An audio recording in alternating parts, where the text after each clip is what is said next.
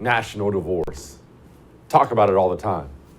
How many times have you heard me talk about it? For you new viewers, just a brief recap. Not always, recently in years, I've noticed something. We're not a nation. We're not a nation anymore. You can only be a nation if you share common values with each other. You don't have to think alike, but you have to have something in common, some sort of common values. If you don't, you're not a nation. It's just a big powder keg waiting to explode. You're in a cage officially with someone you hate. So, I've used this example before. If you're a husband and wife couple, and eventually he decides he wants to move out to the suburbs, white picket fence, church on Sunday, raise 3 or 4 kids. That's what he wants out of the marriage. That's what he wants out of life. And she decides, no, she'd rather go tour with her favorite band in Europe and do black tar heroin. Well, there's no common ground there. It's not like she just wants to live in the city and he wants to live in the suburbs. There's no common ground there. They're going to have to go their separate ways. It's better for both of them, right? Otherwise, the cops are getting called every night. They're shouting over here. Well, that's where we are as a country. There's no common values anymore, none, between us and the communists. None. We don't share any. And so I've always had this dream that we would just come together and agree on the one thing I believe we can agree on. We hate each other. I'm not naive. They hate me. They hate you. They do. They hate you. They would love to imprison you, actually, for what you believe. Don't think I'm over-exaggerating on that. We've had poll after poll after poll that show the majority of Democrats believe you should have your children taken away from you and or be locked up if you didn't take a vaccine. We're dealing with communists here who would love to hurt you for what you believe. And that's fine. Look, because I'm not even pointing fingers. I feel the same way about them. If you're a human being who, let's say you're in charge of kids, and you tell a 12-year-old boy behind his parents' back that he should chop his penis off and become a woman, I think you should be thrown in a dark hole for the rest of your life. I hate them too. I get it. We hate each other. I get it. But we can agree on that, right? So I always wanted us to come together, just like in a divorce. It'd be ugly, be uncomfortable. They send their representatives, we send ours. I will, of course, lead that delegation, and we sit down with some sort of a neutral arbitrator, and we just divide up the country. The assets, the liabilities, who gets the kids, who gets the dogs, who gets California, who gets New York, how much of the military. We just take the time, we hash it out, and we just go our separate ways. But I'm not stupid. I know that's not going to happen. I'm not naive. These things do happen. It is happening, which we're about to get into. But it just takes time. There won't be a sit down where we work things out over weeks and months of meetings. These things take time. We just had a midterm election. And I know there's all kinds of chatter after a midterm election. And I've done a bunch of this too. Okay, what did we win? What did we lose? Who do we blame? Of course, this is normal post-election talk. But one of the things people simply aren't discussing at all is the red areas got a lot redder. The blue areas got a lot bluer. Why? Oh, it's Ron DeSantis. I mean, yeah, you can give Ron DeSantis a bunch of credit for Florida. He deserves it, no question about that. But the truth is, Republicans left their blue state and they moved to a state where they could be free. People vote with their feet. They're already voting with their feet. And as Republicans leave these blue areas and go to red states and make them redder, that is already in turn pushing communists out of red states and pushing them into blue states. I know a realtor in Austin, Texas, here in Texas, already telling me with Texas's abortion laws and things like that, horrified communists are already selling their homes. They're gone. I don't want to live under this authoritarianism. The divorce is already happening. And so that's why I've been telling you time and time and time again, move now. If you're behind enemy lines, move. Move for a lot of different reasons. And I get responses like this. And I get it. This one says, Jesse, or I know Jesse, but Pennsylvania is my home. How can you expect me to just be willing to get up and leave? I like it here. Why should they get to take it over and destroy it? Easy for you to say, make a red state redder. But in practice, it's not so easy. Well, who said it was easy? And who said this was fair? It's the divorce. It's awful. You ever known anybody going through a divorce? And any one of your friends, maybe you've gone through one yourself. Did you enjoy the experience? It's awful. It's terrible. I just get to see the kids on the weekend. No way, you're taking the dog. I love the dog. Yeah, it sucks. It sucks to live in a country that has destroyed itself from within. It sucks to live in a place where we were too weak to stop the 100-year march of communists through our institutions. That's where we live now. I know it sucks. But also keep in mind, when I tell you to do this, I have lived this. I have done it. I've moved across the country multiple times. One time, I packed up because I was living in D.C. for a year. We moved there for a year. Blue place. Hated it. Sucked. Everyone's so rude. It's all liberal. It's horrible. I quit my job without a job and threw the family in a minivan and just started driving across the country. And I moved clear to Texas without a job and found a job on Craigslist selling RVs. When I tell you to move, don't ever say to me, easy for you to say, brother, I've done it. I know how hard it is. I know it's scary. And let me tell you something. It's worth it. It is worth it. Worth it. Every day it becomes more and more worth it. Every single day. Because the little experiences you have, I mean, there are a bunch of reasons, we'll get into them in a second, but the little experiences you have every single day when you live and work around people who share your values, it makes your whole life better. Your entire life is better. Trust me, as someone who's done it, trust me, it works. Or I'll get people who don't want to move, they'll say this, Jesse, we just need to stop the fraud. Let's stop the election fraud. I got a bunch of that. Stop the election fraud is what they said. Okay. All we have to do in North Korea is stop the concentration camps. That's what you sound like. We need to stop the fraud in Pennsylvania. How are you going to do that? We need to stop the fraud in Michigan. What's your plan for that? They're all Democrat run.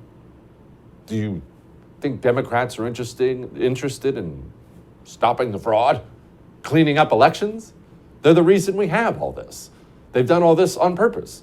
There's a reason the red states have all their election results in on election day. Boom, boom, boom, you know the results. And for some reason, these Democrat-controlled blue states seem to take a little bit of extra time.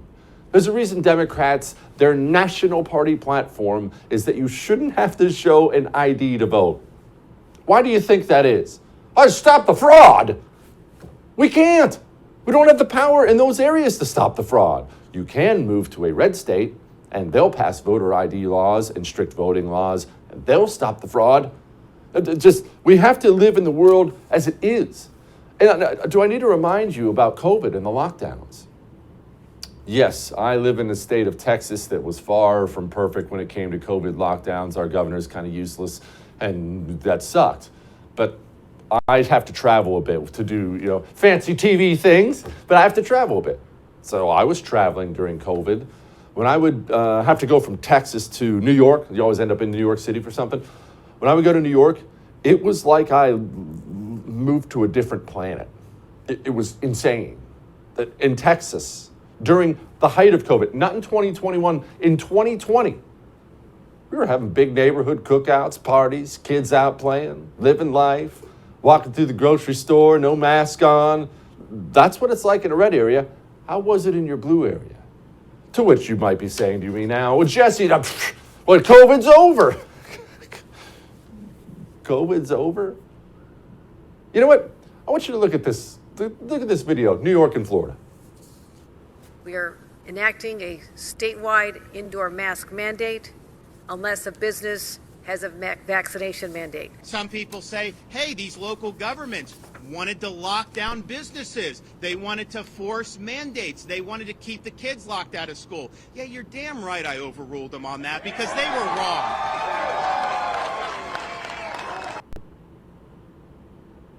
Which state do you want to live in? Jesse, but COVID's over. COVID's over?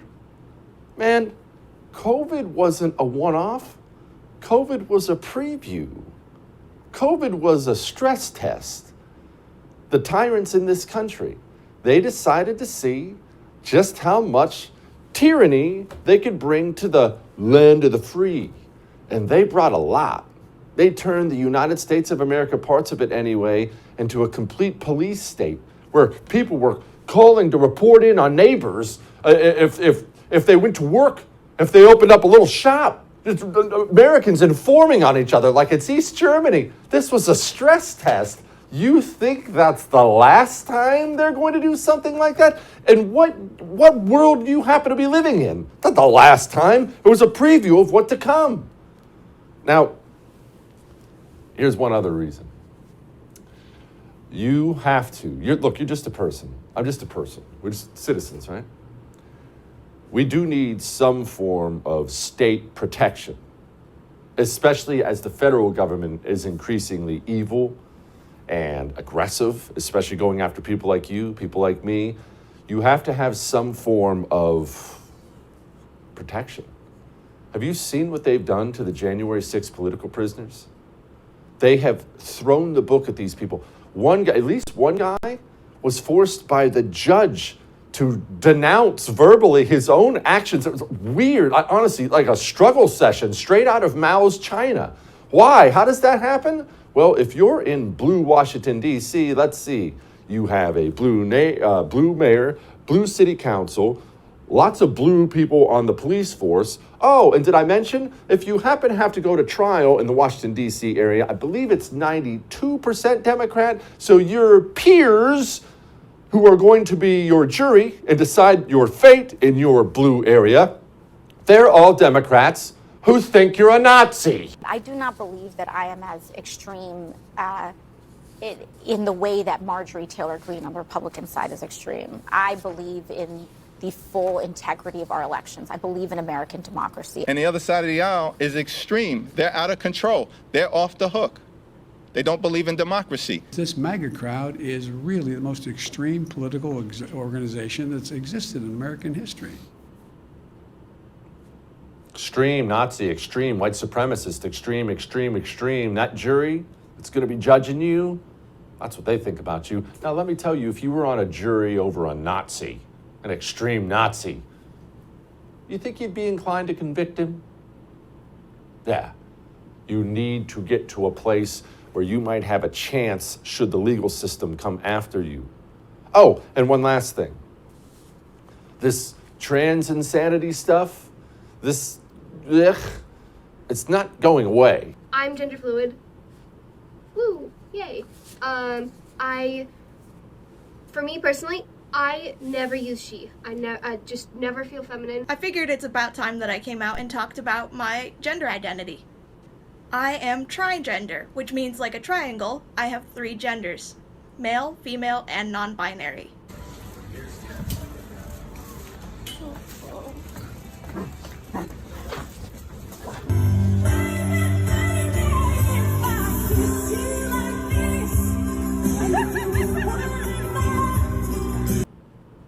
Know what's not a problem for kids who are seeking a good education?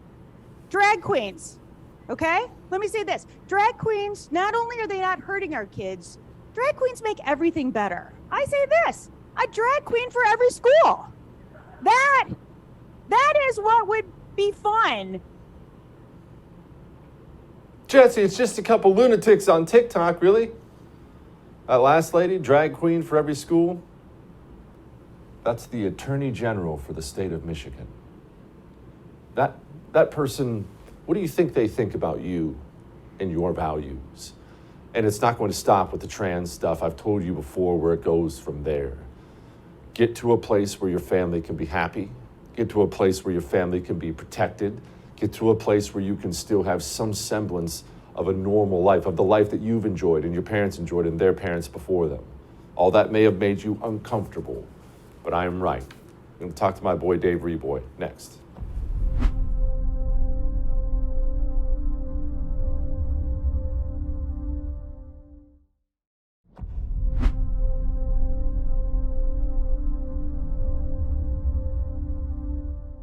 Or as an example that, you know what, you can get the big things right.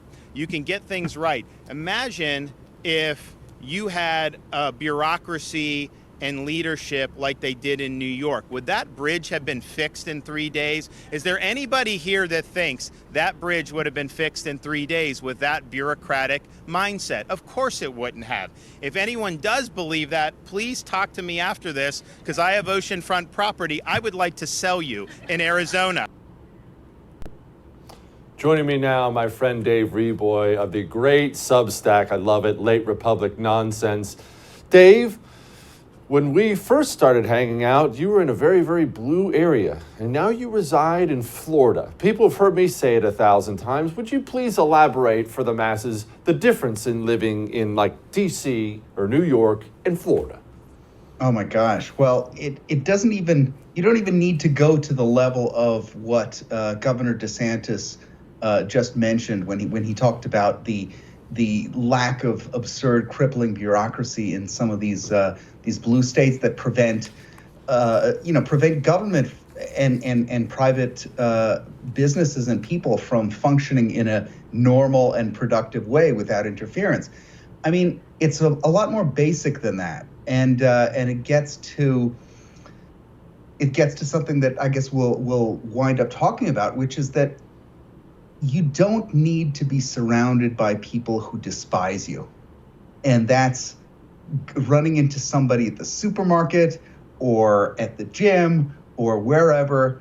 If you are a right-leaning person in a blue state, odds are you feel this dark cloud around you wherever you go. You feel like you are, like you don't belong and that people hate you, because guess what? They do.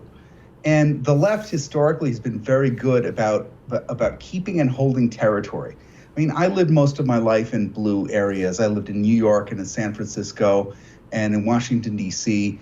And one thing the left does very well is they give you a sense that you are not welcome if you do not share their politics. And it's at every moment. It's the graffiti on the streets. It's the signs in the windows. It's the random, offhand comments from people in the supermarket line.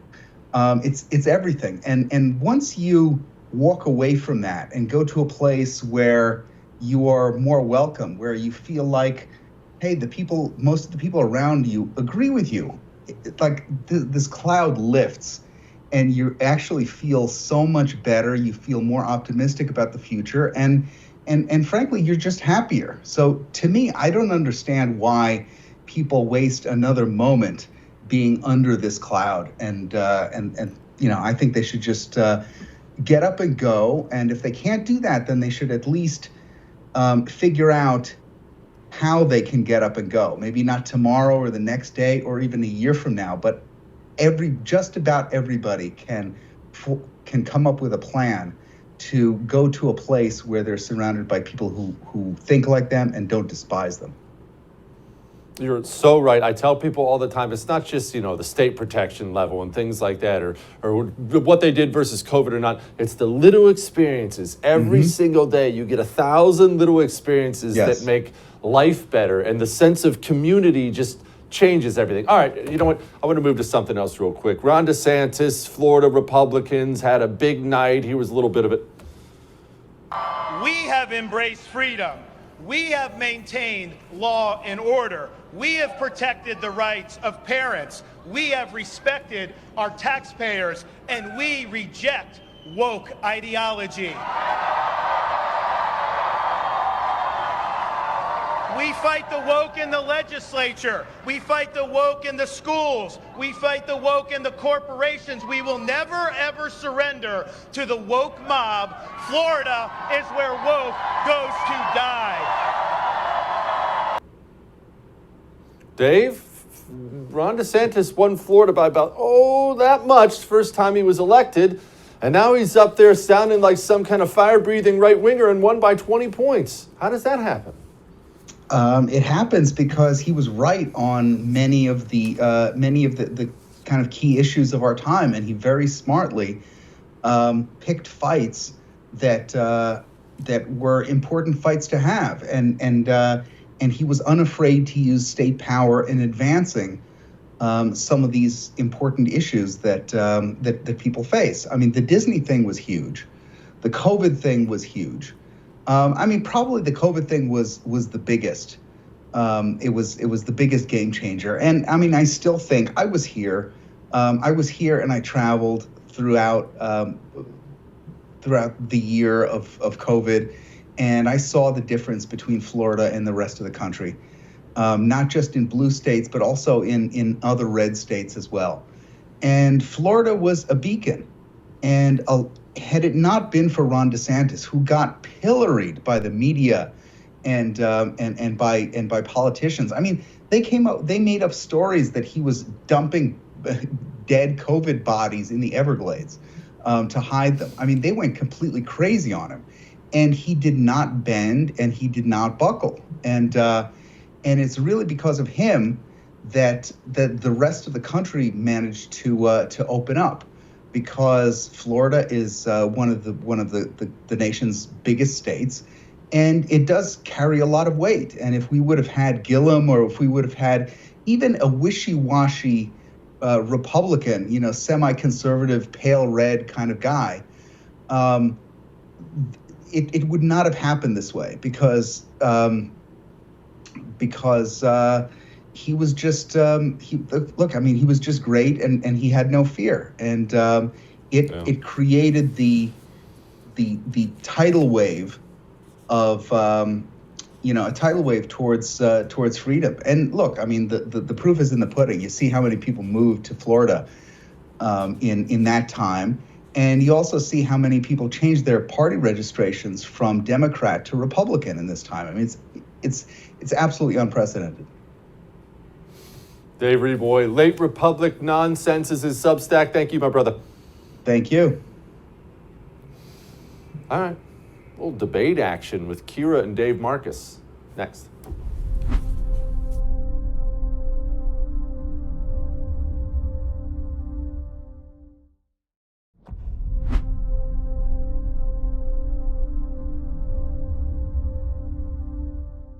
Don't think for a second, I'll talk more about that in a moment, that we are not doing anything except accelerating. I mentioned what we're doing on permitting and procurement, accelerating that transition to low carbon, renewable sources of energy. Ravenel, these are master manipulators. They have this conspiracy going all across America to try and convince people that in democratic states they're not as safe. You know what? I'm looking forward to this. My friends Kira Davis and Dave Marcus are about to argue with me, and I love it. Joining me now, Kira Davis, editor-at-large of Red State. Dave Marcus, columnist, New York Post. I read all his stuff. All right, Kira, I'm going to ask you both the same question. I'll go to you first. Why are you still in this blue hellhole of California, where I think like half your votes have been counted by now, and it's only going to get worse? Why subject yourself to that? Come to Texas. Not all of us need to be in Texas, Jesse. Is the whole of the United States supposed to be in Texas and Florida? What happens to the rest of the country then? You and your national divorce, I'll remind you, Jesse, that 2 California congressmen just saved the House in D.C. 2 California congressmen. If we all leave California, who is here to hold the line? Who is here to put up a fight? I'm not saying that I'm super excited to be here, but there are a lot of reasons why I live in California. I don't live by myself. I have a family. I have a husband who has a job here. I have a daughter who goes to school here. I have a lot of ties to California, and there are a lot of reasons why, even if I wanted to get up and move, I couldn't really afford to get up and move. So some of us have to stay and fight. I understand your point of view, and I understand that it is frustrating. No one is more frustrated than me right now, Jesse. I'm running for school board and only half my votes are counted right now, and I'm behind. So I definitely am, frustrated. But at the same time, I don't think you can discount what Californians are doing here to affect real change. And there are a lot of failures going on here. The GOP, the state GOP, has been a massive failure, and that's something that should change and can change. But the idea that we're all supposed to just pick up and move to red states or move to Texas, what happens to the rest of the country, and then what happens to the electoral votes? Okay. Dave, I put the question out there. Why are you living in New York City, Dave? I remember going to New York City during COVID, and it was like I stepped into a different planet of hell. The streets were empty, everything's locked, but you're a New York guy. Why not come live by me? So, I mean, first of all, I'd like to say that I'll see California's 2 Republican flips and raise you 5 Republican flips in New York, which is how we wound up with the House. Not to turn this into a New York versus LA thing. That's what inevitably is going to happen here, Jesse. We're just going to ignore Texas and sort of bicker with each other. No, but look, I think what Kira said is on the mark. I would certainly be open to living in a red state or a blue state, right? I live in a very blue place called Brooklyn, but my part of Brooklyn isn't blue at all. I have a Republican congresswoman who just won re-election with double digits. The entirety of South Brooklyn really did have a red wave, in large part because of what you said, which was that the lockdowns were so terrible that it's not just that people have a lingering anger about it, it's that the city still doesn't work the way it should. You get on the subway, you just have no idea where you're going to wind up. Like literally, no announcement, no nothing, just like the doors open and you hope you're close. So, seriously. At least you have public transportation, Dave. We don't have anything here. I thought, wait, your high-speed rail between Los Angeles and San Francisco isn't done yet? I thought that was no, still working on that. So look, yeah, that's it. People like different lifestyles and like different access to things. I do like being able to walk to the bodega at midnight and grab a pack of cigarettes if I need it, that kind of thing. So it's a lot of lifestyle stuff. And as to the divorce, like I said, someplace like New York, there really are these red areas. So I'm just not sure geographically. We don't have a Mason-Dixon line here to play with. So I'm just not quite sure how it would work. No, look, I don't disagree, and you both make great points. To Kira's point, I realize lots of people have ties they can't leave, and to Dave's point, people have lifestyles. New Yorkers love New York, and I love New York, Dave. We have enjoyed ourselves there on more than one occasion. I love New York, but it's not where we're at even. It's where I see us going, Kira. As the country is already separating, we're never going to have this divorce I want to have where we sit down and talk, but the country's already separating. People are voting with their feet. So as the country separates and the blue places get bluer, life gets worse for the Davis family. And I'm actually pulling for you, not against you. That's why I tell you to move. Well, thanks a lot, Jesse, for your concern. Look, the Davis family is right where we're supposed to be. I don't call all the shots, and I definitely believe that I have a calling also as a woman of faith, and that's not something that I take very lightly. When it's time to pick up and go, God will tell me and I'll go. But I've never been a quitter. I wish I could be. I really do wish I could be, but I don't have it in me. I've only ever had to fight in my life, and I'm going to keep fighting. It's all I know how to do.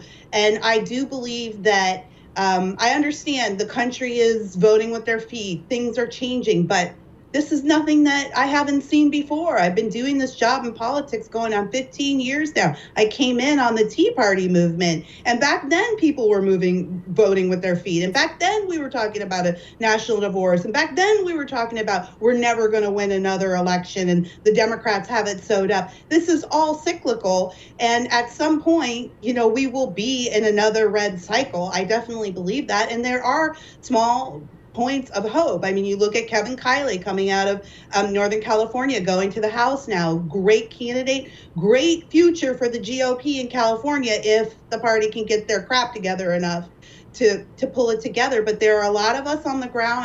I'm exactly in the same spot as Dave, right? There are deeply red spots in California. And in fact, we do have enough Republican voters in the state to swing elections, but the vote is depressed.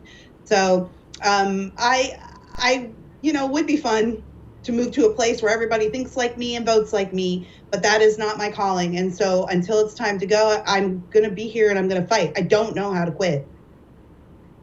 Dave, actually, I could probably ask both of you this question. For people who can't move or won't move, you're stuck in New York, you're stuck in California, or want to be there, what advice do you have for people? Because I get emails all the time. Jesse, I'd love to move. I can't. Jesse, my mom's sick. I can't. Jesse, I can't. And I totally get that. So what do you tell that person? Well, look, I mean, I think within the area that you live, there are different options. I mean, I talk to my neighbors about politics quite a lot, right? It's partially because they know it's my job, whatever, we do that. If I lived in the West Village, those conversations might get ugly, but I don't. I live in Diker Heights, so the conversations are perfectly fine. Part of what I think you've tapped into that's a very big problem in our society is the number of people for whom politics is a very important part of their identity, right? Politics and being a conservative is a very important part of my job and my career, not my identity, right? Being a Catholic is, being a dad is, being a neighbor is, all of these things.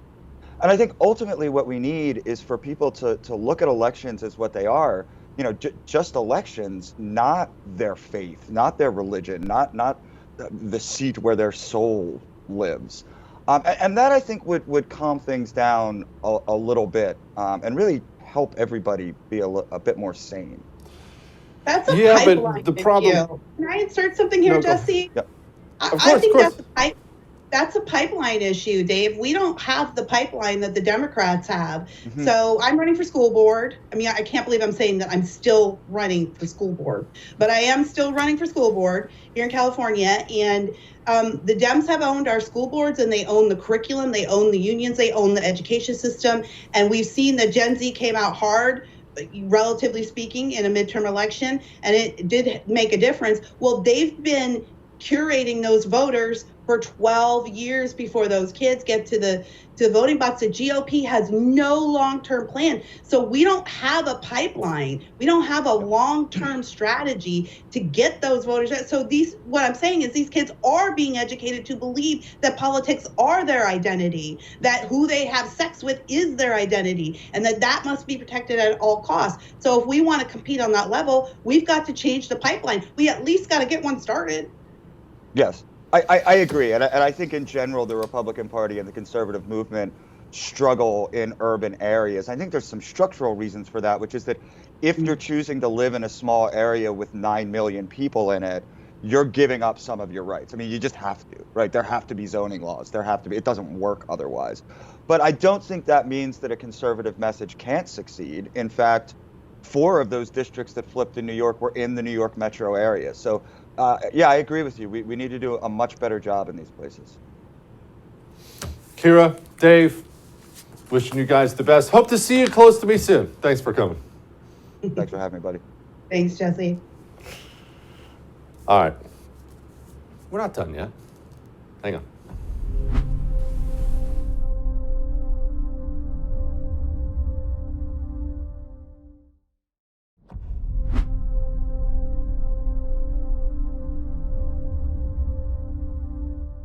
I think the Republican Party is sort of this extremist, anti-science, nativist, embracing white supremacist, insurrectionist party at this point. White nationalists, anarchists, whatever in this country that are using mask mandates and a public health crisis to sort of wage chaos. Domestic terrorism from white supremacists is the most lethal terrorist threat in the homeland. What I know is the law, and what I know is what white people are willing to do to defend white supremacy. Like the roots of the anti-abortion movement, these bans are rooted in patriarchy and white supremacy.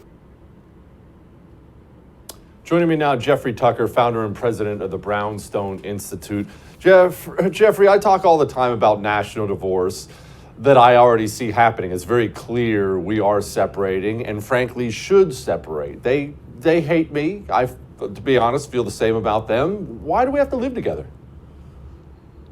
The idea of this country was that we didn't have to all marry each other, right? I mean, that was never, so therefore the divorce was never necessary. The idea is that you have a small government that allows maximum freedom for everybody and doesn't allow people to have to push each other around or impose their values on each other. Under that kind of system, it really works. But once you establish a unitary state and put, one power in charge, you're going to have infinite struggles about what the values and priorities of that power is going to be. So I blame a lot of the so-called divisions in this country on that power struggle to control. I mean, the easy answer here would be to restore a constitutional system with extreme federalism and decentralized control, and let everybody just do their thing. As they say, so long as you're not hurting other people, you're good to go. But that's not where we're headed. So that's what I would blame all the divisions in this country on, is just this mega state and the struggle to control. Totally agree with you. So let me ask you a hard question. I mean, we on the right, we love the Constitution. I do too. Bill of Rights, everybody knows it. Freedom, limited government, all these things. Did we get it wrong in the beginning? And I realize what America was and how wonderful it was, but doesn't it make it inevitable that if you have a live and let live country, that you are eventually going to be infected with some kind of ideology that doesn't go along with any live and let live stuff? In fact, they want to dominate. Isn't that just human nature? Maybe, but I do think that the Constitution was a noble experiment. It grew out of an Enlightenment philosophy, and we did our best. They did their best to try to restrain the state with a piece of parchment. A lot of things went wrong in the meantime. Of course, there were some problems from the very beginning, among which slavery, but many others. And unfortunately, over the last 100 years, especially, we've seen the rise of administrative states. So that's a very interesting case, right? Because we know who's in charge of this country right now. It's not the elected politicians, it's the permanent bureaucrats, right? So, and there are 435 agencies that rule without oversight really effectively from courts, and certainly not from the elected branches of government. That thing is not in the Constitution, right? So a return to the Constitution would actually fix probably 80-90% of the problems of this country. I'll mention one other thing too that I think is really interesting, and I wonder if you thought about this. But the electoral map that we saw from the midterm showed a lot of geography that was painted red, and then just little tiny cities in each state that were painted blue, right? And that was a very strange thing. We've seen this, again and again in many elections over the past. If it were not for the 17th Amendment, that would not be happening. The 17th Amendment allowed for the directional election of senators, and in effect allowed big and urban centers to swamp the political influence of everybody who lives outside of them. Majorities in the large major cities are determining everything. I mean, New York would have 2 red senators if the 17th Amendment were not passed. So, the idea of a bicameral system of Congress is that one was supposed to be elected directly by the people, and the other was appointed by the state legislatures that themselves were representative of the whole geography and the whole people of the state, so that you wouldn't get this strange bias towards urban centers dominating and basically oppressing everybody else. So that was the 17th Amendment, and that it's not really a source of controversy. I think it probably should be, because it massively distorted the way the U.S. Congress works. Now, the 18th Amendment got rid of, implemented alcohol prohibition, and the 19th Amendment repealed that. So we have a precedent in this country for recognizing when we've made a constitutional error. And I would say the 17th Amendment is one of those things. Really, just the elections the other day would have turned out very differently without that little distorting twist that happened with the 17th Amendment, which I think was only passed in something like 1913. Well, how do we undo it then if we're never going to have a supermajority in that way by enough places? I mean, it's one thing to say repeal it, and I agree with you 100%. How do we do that? Well, for one thing, I think we need to start talking about it. That's one deal. And also, we need to get reasonable people back in charge of the Senate, which I think, it might have happened this time if we had played our cards right, but it didn't happen. It just means that we're going to put it off to the future. I think the crisis in this country is going to get bad enough that we can get majorities that are sensible and ready and brave and can make the requisite change that we need. The kinds of change we need is towards a more decentralized system, a dismantling of the administrative structures of the state, a restoration of the bicameral system of Congress.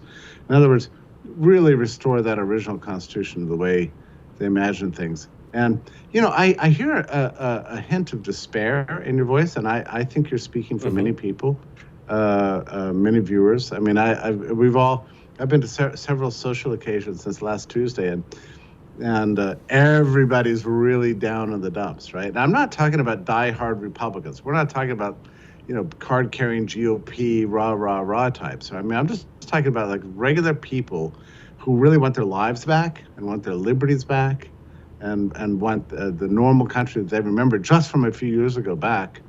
And they wonder if the electoral system is even free of corruption enough to give us an honest result anymore, or if we're, are we permanently doomed? A lot of sadness out there these days. And well, look, you nailed it for me. I'm going to it. Yeah, no, everybody is, and I'm not here to cheer people up, really. I mean, that's not my job.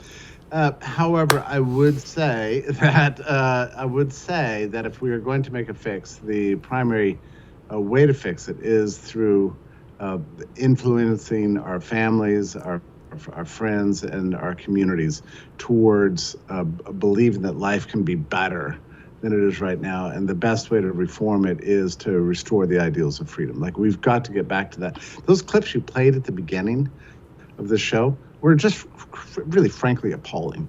I mean, we've got a strange ideology on loose in this land, which is summed up by this term woke, which doesn't believe in freedom, doesn't believe in free speech, doesn't believe in any of the things that actually founded this country, any of the values that we actually believe in. It's a quasi-Marxist outlook. A lot of it is rooted in fakery. I mean, I don't know if you've been following the case of the FTX scandal and Sam Bankman-Fried, but he's a hilarious figure who learned out very quickly that he only needed to learn to mouth 5 or 6 woke cliches, and he could get billions and VC funding poured on his head.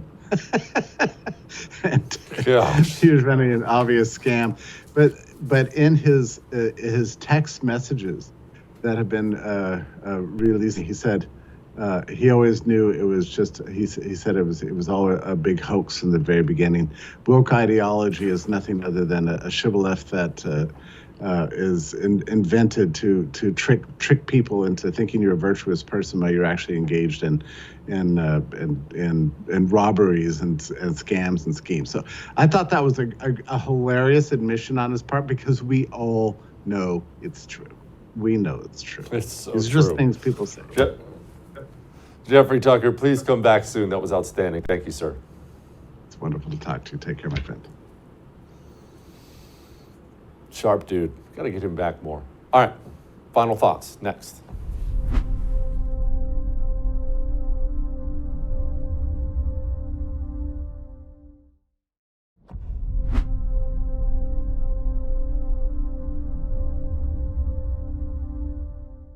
I know a lot of that might hurt to hear. Not easy. Divorce ain't easy. It's hard, especially when you're a patriot, as you probably are. You love the country. I love the country. It hurts. Just understand, when I talk about this, I see where this is going, and it's not a pretty place. And when it really gets to that ugly place where this is going, when we do as a nation, when we get there, you are going to want to be on the right side of the line when we get there. Believe me when I tell you that, all right? All right, we'll do it again.